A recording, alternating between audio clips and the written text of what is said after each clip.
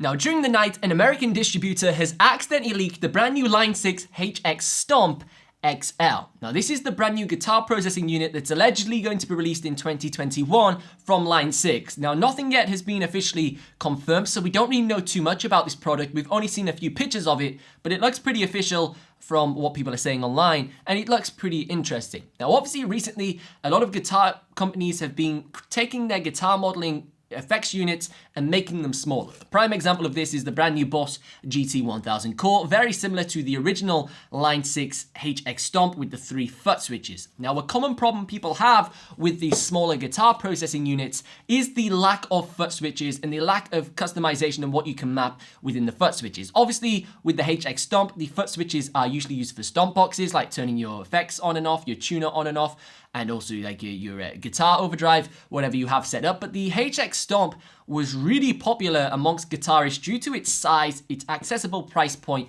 and its power for the actual size of the unit. Now, everything about the XL is rumored to be exactly the same. There's no increase in the DSP processing chip power, so everything is exactly the same specification-wise. All of the connections on the back are pretty much identical as what was on the other version. However, this time, we now have got 5 additional foot switches. You can see now we have foot switches from A through to D, which allows us to customize different sort of stomp boxes for turning overdrives on and off and different things like that. And we also have a patch up and patch down button, which is the green and yellow button to the left-hand side of the unit. This is really nice. I like the fact that you can now have dedicated patch up and patch down buttons with 4 customizable stomp box style buttons. It's going to make it much easier to use this device, and they've still kept it really small and compact. Now, if you look really closely at the picture, you may realize that inside of the actual screen, you can see it says glitch delay is mapped to the green light, and also LA Studio compressor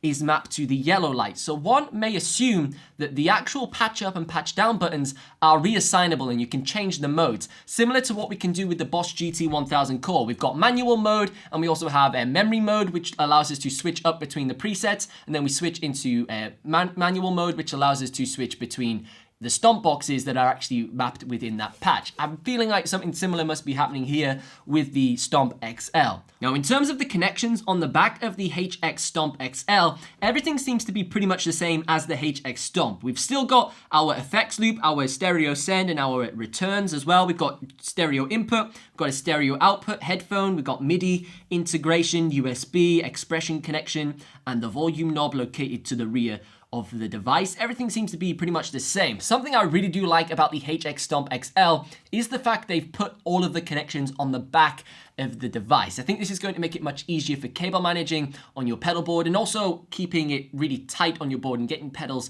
situated closer to one another, because everything is going to be coming out of the back of the device instead of stuff coming out of the sides of the device and some out the back of the device on the smaller unit, which was released back in 2018. So that's pretty much everything that we know for now on the Line 6 HX Stomp XL. I think it's going to be quite an interesting product, and I will probably pick one up in the future to compare it to Boss's latest offering, which is the GT1000 core. But if you've enjoyed today's video, be sure to give it a thumbs up and also consider subscribing. But as always, I've been Ben Rollins. Thank you so much for watching, and I'll see you in the next one.